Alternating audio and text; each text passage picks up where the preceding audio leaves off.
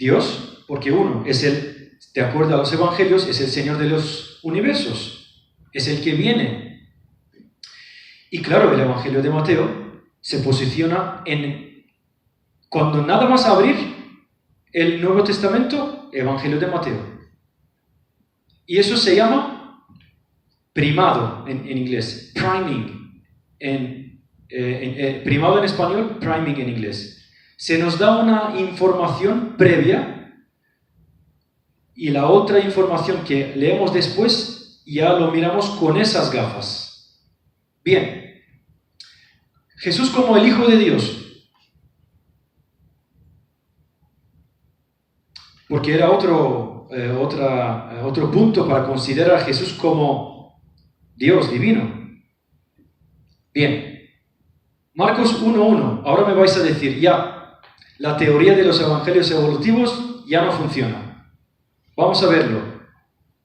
¿Por qué? Por esta siguiente razón. Principio del Evangelio de Jesucristo, Hijo de Dios. Así que Marcos, según Marcos no exponía a Jesús como el Hijo de Dios, ya has fallado, Tanner, lo siento.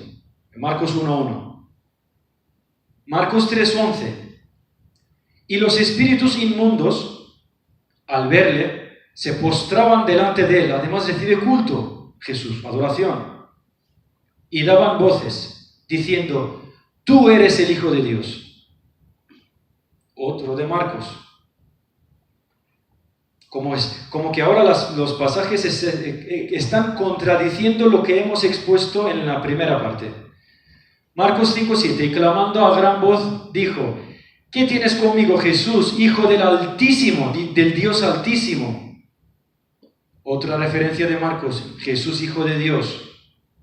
Marcos 9:7, entonces vino una nube que les hizo sombra, y desde la nube una voz que decía, este es mi Hijo amado. Dios dice que este es mi Hijo amado. Marcos. Bien. Y el centurión que estaba frente a él, viendo que después de clamar había expirado así, dijo, verdaderamente este hombre era Hijo de Dios. Estas son las referencias de Marcos. No hay otras referencias que diga Hijo de Dios Jesús. Entonces, ¿Hijo de Dios o el Hijo de Dios? Bien. Antes de pasar ahora a ver los pasajes de Marcos, vamos a ver una cosa. En el Antiguo Testamento hay muchas diferencias de que las personas que creen en Dios son hijos de Dios. ¿Verdad? En el Antiguo Testamento hay referencias. Quien cree en Dios es hijos de Dios. Hijos sois de Jehová, vuestro Dios. No os sajeréis, ni os raparéis a causa de muerto. Así que hijos somos de Jehová. Jeremías 31:20. Son unas pocas referencias que he puesto, para poner referencias de diferentes libros. ¿No es aún Efraín mi hijo amado? Dice Jehová. A menudo tengo que castigarlo, pero aún así lo amo. ¿Quiere decir que Israel es el hijo de Dios? No, está diciendo que este es mi hijo amado, yo quiero a este pueblo. Éxodo 4:22-23. Entonces dirás a Faraón, así dice el Señor, Israel es mi hijo. Y Malaquías 1:5, lo verán vuestros ojos y diréis, el Eterno es grande, allende los límites de Israel. Un hijo honra a su padre y un siervo a su amo. Si yo soy pues padre, ¿dónde está mi honra? ¿Verdad? Bien. También ejemplos del Nuevo Testamento en las cartas de Pablo a Gálatas, pues venida la fe, ya no estamos bajo ley, pues todos sois hijos de Dios por la fe en Cristo Jesús. Ahora ya, como creéis, ahora todos sois hijos de Dios. Mas a todos los que lo recibieron, a quienes creen en su nombre, este es Juan, les dio potestad de ser hechos hijos de Dios. Bien, entonces, no necesariamente ser hijo de Dios significa ser Dios.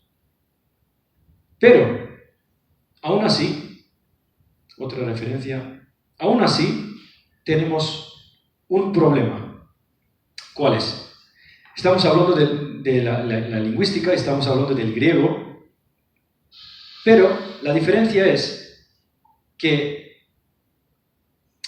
ninguno de los pasajes de Marcos, excepto 2, hablan de Jesús como el Hijo de Dios, sino que de Hijo de Dios. Marcos 1:1, principio del Evangelio de Jesucristo, Hijo de Dios. Aquí no se llega a la conclusión de que Jesús es Dios. Yo soy hijo de Dios también. Soy hijo de Dios. Bien, Marcos 3:11. Y los espíritus inmundos al verle se postraban delante de él y adoraban voces, diciendo: tú eres el Hijo de Dios. Ajá, Tanera, se equivocaba ya, ¿ves? Tenemos aquí una referencia en Marcos. Dice que Jesús es el Hijo de Dios. Pero yo digo una cosa. ¿Quién aclama a Jesús como el Hijo de Dios? ¿Quiénes son?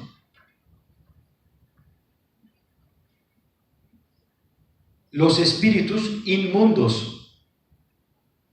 Las personas que sufren algún tipo de enfermedad mental, esquizofrenia.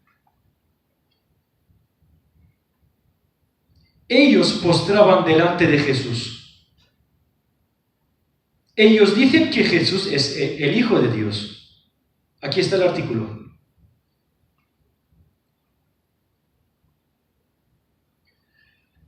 Marcos 5:7. Jesús, Hijo del Dios Altísimo. No dice Jesús el Hijo del Dios Altísimo, sino que Hijo del Dios Altísimo. Si yo soy hijo de Dios, también soy hijo del Dios Altísimo, porque Dios es Altísimo. No está diciendo que Jesús es el Hijo de Dios. Marcos 9:7. Este es mi Hijo amado. Como lo decía a Efraín, este es mi Hijo amado. No existe una sola referencia en el Evangelio de Marcos, excepto las personas que sufren un tipo de enfermedad mental que digan a Jesús que Jesús es el Hijo de Dios. No existe.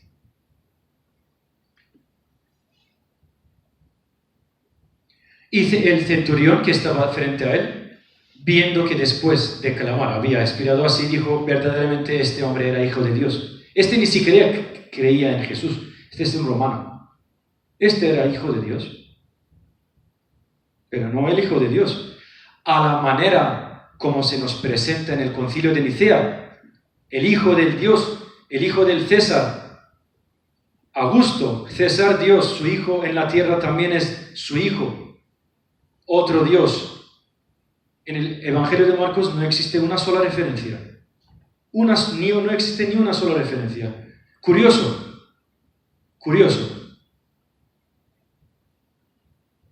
Bien. Vamos a ver ahora un pasaje de Marcos que no dice el Hijo de Dios, por eso dije 2. Este es otro, no dice Hijo de Dios, pero dice otra cosa. Vamos a leerlo. Mas él callaba y nada respondía. El sumo sacerdote le volvió a preguntar cuando están juzgando a Jesús antes de su crucifixión. Y le dijo: ¿eres tú el Mesías, el Hijo del Bendito? ¿Eres tú el Mesías, el Hijo del Bendito? No dice el Hijo de Dios, dice el Hijo de... Ahora vamos a verlo. Y Jesús le dijo: yo soy. Y veréis al Hijo del Hombre sentado a la diestra del poder de Dios y viniendo en las nubes del cielo. Bien. Aquí, ¿cuántas preguntas hay? ¿Una o 2? ¿Eres tú el Mesías, el Hijo del Bendito? ¿Acaso los judíos esperaban al Mesías que iba a ser también Hijo de Dios, el Hijo de Dios, a la manera como griega, como ellos creen? ¿Hay alguna sola referencia en los libros de Talmud o en la Tanaj, en la Torah, que está hablando de que va a venir el Hijo de Dios? ¿El Mesías va a ser el Hijo de Dios también? ¿O qué? ¿Qué había en su lugar? La teología dice, la teología judaica, ¿qué tiene que decir? ¿Quién tiene que ser el Mesías? Descendiente de David. Si no es descendiente de David, no puede ser Mesías. Por eso empezamos en los Evangelios hablando de Jesús como hijo de David. Tiene que ser de su descendencia, porque si no, no puede ser Mesías. Efectivamente, en el Antiguo Testamento, en el libro de Samuel 7:29, David, hablando con Dios, dice: tú, Señor, lo has prometido. Porque el sueño de David es la construcción de Israel. Y con tu bendición será bendecida mi familia para siempre. Entonces, obviamente, los judíos, el sumo sacerdote está preguntando: ¿eres tú el Mesías, el hijo del bendito? ¿Quién es el bendito? David. Porque el problema de los judíos es que aquí hay una persona que está diciendo que es el Mesías, que el sumo sacerdote saduceo, porque el Mesías le va a quitar la fuerza a todos y él va a ser el rey. Ese es el problema del judío, no quiere que una persona diga que es el Mesías. ¿Tú eres el Mesías? Aquí hay una pregunta. Pero vamos a ver qué es lo que hace Mateo. Otra vez, el mismo acontecimiento. ¿Qué hace Mateo? Mas Jesús callaba. Respondiendo el sumo sacerdote, le dijo: te conjuro por el Dios viviente, que no digas si tú eres el Mesías, el Hijo de Dios. Esta es una modificación textual. Ya Mateo ya no dice el Hijo del bendito. Mateo ha puesto aquí el Hijo de Dios. Ya no es el Hijo del bendito. Ya no es el Hijo de David. Lo que quería decir Marcos. Lo ha cambiado. Con el artículo, en el Evangelio de Marcos no existe referencia con artículo, acordemos, de Jesús, el Hijo de Dios, no existe. Solo de las personas esquizofrénicas. Pero aquí, el mismo acontecimiento donde Marcos dice el Hijo del bendito, el Hijo de Dios. Ya lo ha cambiado Mateo. ¿Por qué existen 4 evangelios y no uno? Y además, Marcos, después de haber dicho: tú eres el Hijo del bendito, nada más después dice que vais a ver al Hijo del hombre. No dice aquí el Hijo de Dios, al Hijo del hombre. Bien. Ahora es el turno de Lucas. Mateo, el Evangelio de Mateo no está escrito por alguien que se llamaba Mateo, ni está firmado por alguien que yo soy Mateo. Se le dice a este Evangelio el Evangelio de Mateo. Ya está, no está firmado por Mateo. El escritor del Evangelio de Mateo hizo esa modificación al leer el Evangelio de Marcos. 10 años después. ¿Y qué pasó 10 años después del Evangelio de Mateo? Que se escribe el Evangelio de Lucas. Ese sí que se llamaba Lucas. Vamos a ver, ¿qué hace Lucas? Si tú eres el Mesías, dínoslo. Pero él les dijo: si os lo digo, no creeréis, y si os pregunto, no responderéis. ¿Acaso ahora ha habido otro juicio que han preguntado otras preguntas? ¿O está hablando del mismo acontecimiento? Es el mismo, pero ahora las palabras cambian. La cosa cambia. ¿Por qué? Ahora, hay una pregunta aquí, clarísima. Si tú eres el Mesías, dínoslo. Porque en el Evangelio de Marcos no se sabía si era una pregunta o dos preguntas. ¿Eres el Mesías, el Hijo del Bendito? Una pregunta. Mateo lo ha cambiado al Hijo de Dios, pero todavía sigue una pregunta. Pero Lucas piensa, es que esta pregunta no puede ser. Voy a hacer dos preguntas aquí, para que se vea clarito qué es lo que queremos ofrecer teológicamente a la gente que lee nuestros evangelios. Si tú eres el Mesías, dínoslo. Bueno, sí, Jesús dice, si os lo digo no lo vais a creer. Cosa que no lo dijo. En el primero dijo, yo soy. Ahora ya no. Si lo digo no lo vais a creer. Pero de ahora en adelante el Hijo del Hombre estará sentado a la diestra del poder de Dios. Dijeron todos, entonces, ¿tú eres el Hijo de Dios? Ya son dos preguntas. Para dejar clarito, que se está hablando del Hijo de Dios. Lucas. Es una tremenda, para mí es que, bueno, es una alteración lingüística. Alteración lingüística y teológica.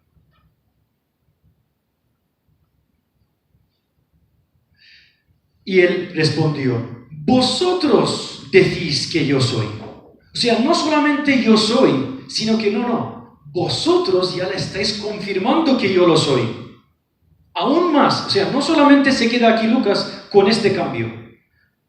Como lo dijo en el otro, ¿os acordáis que decía, no me acuerdo, pero la ley, el doctor ya decía que el decálogo era diferente. Igual, Lucas, un profesional de cómo presentar acontecimientos de Jesús a su subjetividad, pero sin respeto alguno al texto original, que era Marcos, su fuente original. Esto es una clarísima modificación teológica dentro de los mismos evangelios a lo largo de su composición. Y esto, en cada aspecto lo vamos a seguir viendo. Y no voy a alargar mucho, porque no quiero quitarles mucho tiempo. Pero está en el libro. Esto, los creyentes, con toda mi familia es católica, y yo pertenezco a la iglesia católica, soy bautizado, pero cuando alguien dice que todos estos cambios fueron por la inspiración del Espíritu Santo, en mi opinión, yo respeto, pero esto es el cerebro santo. Aquí le han dado al coco. Este es el cerebro santo. Esto está bien pensado. No solamente es una inspiración. ¿O acaso es que el Espíritu Santo, según va pasando los tiempos, cambia de teología e inspira diferentes cosas? Bien. Jesús perdonaba los pecados. ¿Cuál era? Sus apóstoles le adoraron, Jesús perdonaba los pecados para ser Dios, ¿no? Considerado en Dios. Marcos 2:4, esto lo voy a pasar rápido. Y como no pudieron acercarse a él a causa de la multitud,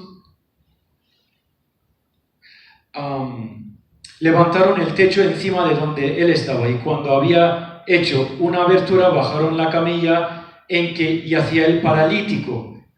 Al ver Jesús la fe de ellos, dijo al paralítico, hijo, tus pecados te son perdonados. Marcos, toma Tanner, te has equivocado. Marcos dice que Jesús perdona los pecados a una persona, así que es Dios. Así que no vale esta teoría. Y yo digo, Jesús, ¿a quién le dice que sus pecados le son perdonados? A un paralítico, a una persona que sufre una enfermedad. ¿Y qué dice el Antiguo Testamento? Job, no lo voy a leer todo el texto. Job 22:6. Las personas que sufren enfermedad reciben la misericordia de Dios por lo que ha sufrido. Por eso Dios castiga a Israel constantemente. Y precisamente en todo el Evangelio de Marcos, la única persona que recibe el perdón es un paralítico. Y además, Jesús no dice que yo, Jesús, te perdono los pecados, sino que le dice, hijo mío, tus pecados te son perdonados. Le está informando que sus pecados le son perdonados. No dice, yo te perdono los pecados. Tus pecados te son perdonados. ¿Por quién? Por Dios. El único acontecimiento en Marcos y en todos los evangelios existe otro perdón de pecados, que Jesús supuestamente perdona los pecados a una persona en el evangelio de Lucas 7:48, a María Magdalena, que según también Lucas era que le habían salido de ella 7 demonios. Una persona también antiguamente era, lo que entendemos, tenía problemas mentales, sufrió muchísimo. Hasta en el Evangelio de Lucas no existe el perdón de pecados a otra persona. Y se le informa. Bien, voy a acabarlo, pero antes de eso no lo puse. En otro apartado, en el Evangelio de Marcos, Jesús nunca recibe adoración de los discípulos, en ningún acontecimiento. Pero sin embargo, en el Evangelio de Mateo y Lucas recibe adoración y culto de las mismas personas que aparecen en el Evangelio de Marcos. También existe una evolución lingüística, una alteración lingüística, una evolución teológica, evolución. Entonces, el libro tiene el punto de vista de los evangelios evolutivos. ¿Por qué evolutivos? Porque van evolucionando según su composición cronológica. Los evangelios, y también estamos respondiendo a la pregunta de que ¿por qué solamente no tenemos un evangelio y tenemos 4? ¿Por qué? Porque los evangelios posteriores que se han escrito después de Marcos trataron de realizar una forzada contextualización teológica. Forzada. ¿Qué es contextualización? Tenemos un contexto aquí, otro contexto aquí. Que estos dos contextos tienen que juntarse para que lo que yo diga tenga una base bíblica.